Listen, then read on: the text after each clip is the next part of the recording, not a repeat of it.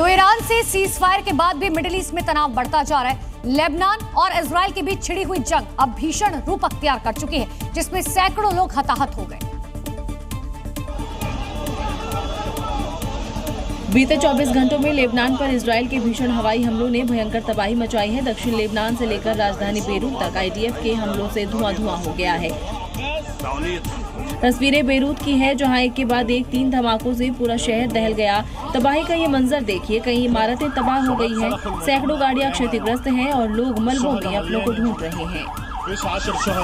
Lebanon के स्वास्थ्य मंत्रालय ने जो आंकड़े जारी किए हैं वो दिल दहला देने वाले हैं। 24 घंटों में हुए इजरायली हमलों में 254 लोगों की जान चली गई है, 1165 लोग घायल हुए हैं, जबकि 100 से ज्यादा ठिकानों पर हमले किए गए हैं।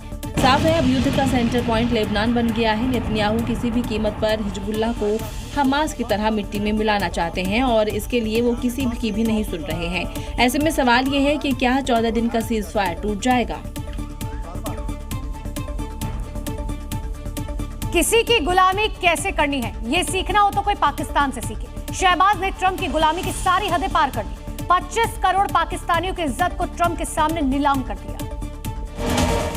ये सिर्फ एक मैसेज या फिर ट्वीट नहीं है, बल्कि शहबाज के झूठ का दस्तावेज है। ये ईरान युद्ध में पाकिस्तान की दलाली का सबूत है, दलाली डोनाल्ड ट्रंप की। शहबाज का ये ट्वीट बता रहा है कि ईरान युद्ध में किस तरह से पाकिस्तान ट्रंप की गुलामी कर रहा था।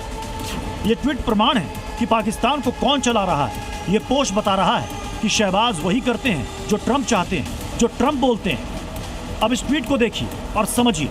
ड्राफ्ट मतलब होता है किसी चीज का खाका तैयार करना। ड्राफ्ट के आगे लिखा है Pakistan PM message on x. इसका मतलब है कि ये मैसेज पाकिस्तानी पीएम के सोशल मीडिया एक्स के लिए लिखा गया। अब चौथी लाइन को देखिए। इसमें लिखा है कि मैं राष्ट्रपति ट्रंप से गुजारिश करता हूँ कि वो हमले की डेडलाइन को 2 हफ्ते के लिए आगे बढ़ा दें। मतलब ट्रंप और शहबाज के बीच सब कुछ पहले से प्री प्लान था। ट्रंप किसी भी तरह से मिडिल ईस्ट में इस बारूदी बवंडर पर ब्रेक लगाना चाहते थे, वो युद्ध से बाहर निकल सकें। इसलिए शहबाज और ट्रंप ने मिलकर पूरी साजिश रची। पहले शहबाज का सोशल मीडिया पर पोस्ट कर ट्रंप से हमला रोकने की गुजारिश करना, फिर ट्रंप ने पोस्ट कर पाकिस्तान की रिक्वेस्ट मानकर सीज फायर की जानकारी दी। इसके बाद ईरान के विदेश मंत्री अब्बास अरागची ने भी ट्वीट कर इसकी जानकारी दी और ये सब महज 30 मिनट के अंदर हुआ। यानी सब कुछ पहले से तैयार था कि किसे क्या बोलना है। हालांकि कुछ ही मिनट के बाद इस पोस्ट को एडिट कर सही कर दिया गया और ड्राफ्ट वाले मैसेज को हटा दिया गया। कहने के लिए पाकिस्तान ईरान से सीज फायर पर बात कर रहा था, बल्कि सच ये है कि शहबाज शरीफ ट्रंप को खुश करने के लिए इस महायुद्ध में दलाली कर रहे थे। तो देखिए, भले ही ट्रंप की ओर से सीज फायर हो गया, लेकिन ईरान अमेरिका या ट्रंप पर भरोसा नहीं करता। मिडिल ईस्ट की जंग में सीज फायर को 32 घंटे से ज्यादा का वक्त बीत गया, लेकिन अभी भी कई ट्विस्ट है, क्योंकि बार बार बयान बदलने वाले ट्रंप पर ईरान को भरोसा नहीं है।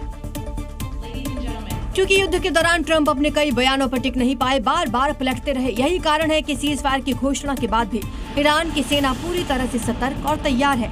उसे ट्रंप पर भरोसा नहीं है। ईरान की मीडिया में सतर्कता की चर्चा हो रही है। ईरान की जनता और मीडिया सीज फायर को अपनी जीत बता रहे हैं। इसके पीछे उनका तर्क है कि ट्रंप एक भी घोषित लक्ष्य को हासिल नहीं कर पाए। ईरान में सत्ता परिवर्तन नहीं हुआ, इस्लामिक गणराज्य का पतन नहीं हुआ, ईरान का विभाजन नहीं हुआ, सेना का मनोबल बरकरार है। यही वजह है कि ईरान की सड़कों पर जश्न मनाया जा रहा है। ईरान ने अपनी जीत का ऐलान कर दिया है। तो वहीं दूसरी तरफ ईरान ट्रंप को लेकर अलर्ट मोड पर है। दोबारा युद्ध जैसे हालात बने तो उसके लिए तैयार भी है।